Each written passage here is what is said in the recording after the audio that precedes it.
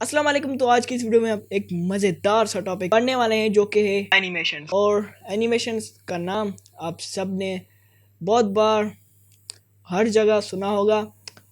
तो एनिमेशन के बारे में बताना तो मैं नहीं चाहूँगा, डायरेक्टली प्रैक्टिकल की तरफ जाएंगे। तो मैं ज़्यादा वेट नहीं कर सकता। So without wasting more time चलते हैं अपनी वीडियो की तरफ और देखते हैं मज़ेदार टॉपिक को।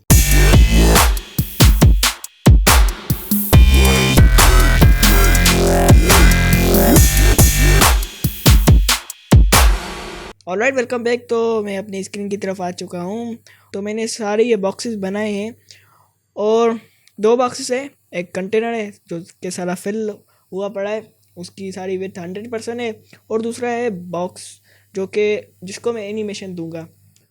और एनिमेशंस में सबसे पहले तो एनिमेशन नाम देना पड़ता है। अब एनिमेशन को नाम कैसे देंगे? सिंपली एनिमेशन हाइफन नेम और किया कॉलन सेमी कॉलन लगा के, जैसे हमें फॉर्मेट करते हैं प्रॉपर्टी का वैसे ही रख के मैं एक नेम देना चाहूँगा। एग्जाम्पल दे देते हैं, कोई और नाम तो मज़ेदार सा आ ही नहीं रहा। एग्जाम्पल ने नेम रख लिया है मैंने एनिमेशन के लिए। और एनिमेशन को ड्यूरेशन दूंगा। अभी कितनी टाइम लगेगी, मीन्स जो भी हम एनिमेशन दे रहे हैं, यहाँ से वहाँ कर रहे हैं, विड्थ बढ़ा रहे हैं, कोई भी एनिमेशन के दे रहे हैं, तो वो एनिमेशन ख़त्म होने में कितना टाइम लेगी, तो वही टाइम हम बताते हैं। तो मैं 3 सेकंड्स, राइट, 3 सेकंड सही रहेगा। मैं 3 सेकंड्स लगा देता हूँ। और एनिमेशन बहुत बार है, इसका मैं शॉर्टकट बताऊँगा कैसे। एनिमेशन और आइटरेशन काउंट।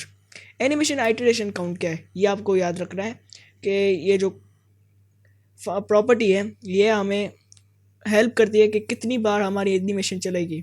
एक बार चली, अगर 2 बार रखेंगे तो एक बार चल के फिर से वापस जाके मीन्स फिर से चलेगी, 2 बार चलेगी। तो मैं ये प्रैक्टिकल करके बताता हूँ। एक बार अभी रखता हूँ और जैसे ही रिलोड करूँगा, एक मिनट, हमें अभी की फ्रेम्स बनानी है। तो ये आपको चीज़ याद करनी पड़ेगी कि हमें एनिमेशन जब भी बनाते हैं, जब भी CSS में एनिमेशन देते हैं, तो हमें की फ्रेम्स लगाने पड़ते हैं। तो सिंपली जो की फ्रेम्स हम लगाते हैं, अब की फ्रेम्स कैसे लगाएं, उसके लिए पहले @ सिंपल लेना पड़ेगा और की फ्रेम्स लगाया और अब हमारी एनिमेशन को कॉल करेंगे। जो हमने बॉक्स को एनिमेशन दी थी उसको कॉल करेंगे। उसके लिए मैं एग्जाम्पल के नाम से कॉल करूँगा।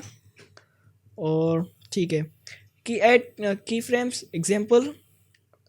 और एग्जाम्पल क्या है, मैंने बताया कि एनिमेशन नेम देना पड़ता है, उसको रिकॉल करना पड़ता है, तो वही हुआ है। और अब फ्रॉम मीन्स कहाँ से ये स्टार्ट होगा, कैसे ये स्टार्ट होगा। तो जब भी ये स्टार्ट हो तो इसकी विड्थ हो 255 पिक्सल, और जब ये ख़त्म हो तो इसकी ख़त्म होने में टो रखूँगा। मीन्स जहाँ पे ये एंड करेगा एनिमेशन, जहाँ पे ख़त्म होगी, कैसे ख़त्म होगी। तो जब एनिमेशन ख़त्म होगी तो यहाँ पे टो में हमें प्रॉपर्टी या फिर जो भी स्टाइल देना हो वो हम बताएंगे।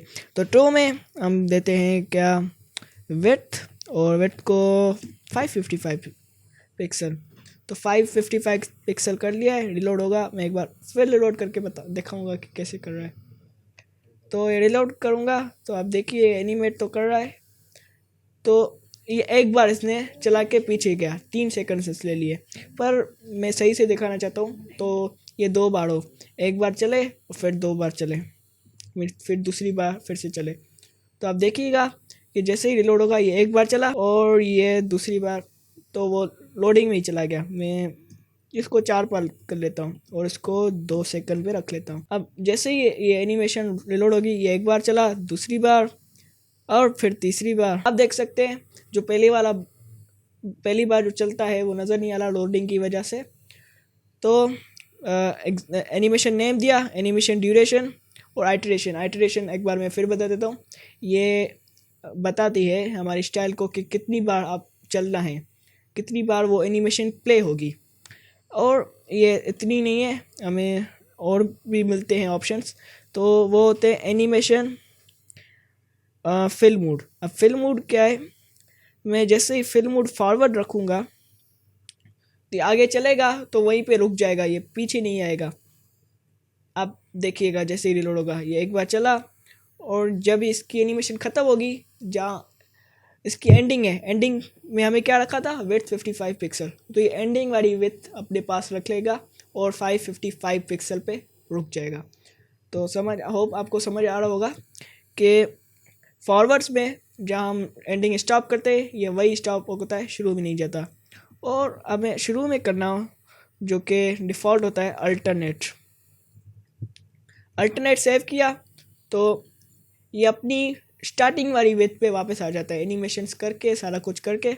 अब देख सकते हैं कि इसने आगे जितनी बार हमने 4 बार हमने आइटरेशन रखी थी, तो ये 4 बार आगे जाके एनिमेशन करके अपनी जगह पे वापस आ गया, जो इसकी विथ थी उसने रख ली। अब ये फ्रॉम ऑटो ये तो हो गए, और दूसरा एक लास्ट में बताना चाहूँगा, एनिमेशन टाइमिंग फंक्शन। अब एनिमेशन टाइमिंग फंक्शन में क्या होता है, ease in ease out, ease in out, ये मैं बताता हूँ कि ईज इन ईज आउट क्या होता है। वो स्मूथली चलाने के लिए कैसे चलेगा, शुरू में इसकी स्पीड, अब मैं एक मिनट इसको जैसे ही रिलोड करूँगा ईज इन रख के, तो आप देखिएगा शुरू में ये स्लो चल रहा है, लास्ट में जैसे ही पहुँच रहा है स्पीड जो है वो फास्ट हो जा रही है। तो ईज इन का मतलब है, और ईज इन ईज आउट इसका उल्टा है। अब ईज आउट में क्या होगा, शुरू में ये तेज़ भागेगा, पर लास्ट में इसकी स्पीड जो होगी थोड़ी स्लो हो जाएगी। देखिए, तेज़ भागा और लास्ट में स्लो हो गया। तो ईज इन ईज आउट, ये ईज इन आउट ये है कि स्लो और शुरू और आखिर में थोड़ा फास्ट चलेगा और बीच में स्लो होगा। शुरू में आप देख सकते हैं कि शुरू में पहले थोड़ा फास्ट चल रहा है, बीच में स्लो हो रहा है, फिर आखिर में ये फिर से फास्ट हो जा रहा है। तो यही है एक फ्रॉम ऑटो। ये फ्रॉम ऑटो तो मैंने आपको जैसे बताया कि एनिमेशन एक ही बार देता है, एक ही मीन्स एनिमेशन लगाता है। अब मैं करना चाहता हूँ कि इसको अलग अलग पॉइंट्स पे इसकी एनिमेशन अलग हो। कैसे, मैं बताता हूँ कि 0%, जब 0% हो ये 0% पे जब पहुँच जाए एनिमेशन, तो इसका कलर वाइट हो। 50% पे पहुँच जाए तो इसका कलर कौन सा रखूँ, येलो रख लेता हूँ, येलो हो। और जब 100% मीन्स जो लास्ट पॉइंट, एंडिंग पॉइंट हो, उसमें ये हो कि 100% जब एंडिंग पॉइंट पे पहुँच जाए, तो इसका जो बैकग्राउंड है ये फिर से वाइट हो जाए। तो मैं इसको रिलोड करके आप सबको दिखाता हूँ। देखें, पहले कलर वाइट था, अब येलो हो गया है। अब फिर से जब एंडिंग पे पहुँच, आप देख सकते हैं ये ब्लैक हो रहा है। 4 बार ये ऐसे ही करेगा, वाइट होगा, येलो होगा, वाइट होगा, ये 4 बार ऐसे करेगा, येलो हो गया, फिर वाइट हो गया। आप देख सकते हैं इसकी। तो मैं ऐसा कुछ करना चाहूँगा, पोजीशन में करना चाहूँगा इसकी पोजीशन रिलेटिव। लेफ़्ट से इसको आगे करूँगा, लेफ़्ट से 25 पिक्सल, 50% पे 55, लास्ट पे ये 85 पे। अब आप देखिएगा इसकी पोजीशन भी लेफ़्ट से बढ़ेगी। आप देख सकते हैं कि इसकी पॉइंट्स के साथ, इसकी पोजीशन के साथ इसका कलर भी बदल रहा है। 0% पे वाइट है, 50% पे येलो है, और 100% पे फिर वाइट हो जा रहा है। तो ये इसका अल्टरनेट फॉरवर्ड रखूँगा ताकि इसकी एंडिंग पॉइंट पे ये रुक जाए, फिर से रिस्टार्ट ना हो, मीन्स स्टार्ट में नहीं चला जाए जैसे था। तो इसका कलर मैं एंडिंग पॉइंट का रखूँगा रेड ही रख लेता हूँ, और सेव कर लूँगा। तो आप देखिएगा कि जब ये रेड होगा, ये रेड पे ही रुक जाएगा, ये वाइट वाले पे नहीं रुकेगा। ऑलराइट, तो हमने बहुत अच्छी सी एनिमेशन कर लिया है। अब इस एनिमेशन को, इस जो कॉन्सेप्ट है एनिमेशन का, ये सारा फॉर्मेट है, ये प्रॉपर्टीज़ है सारी, ये आपको याद करने की ज़रूरत नहीं है। रेफरेंस आपको बहुत सी गूगल से मिल जाएंगी। W3 स्कूल की एक वेबसाइट है, वहाँ से भी आप देख सकते हैं।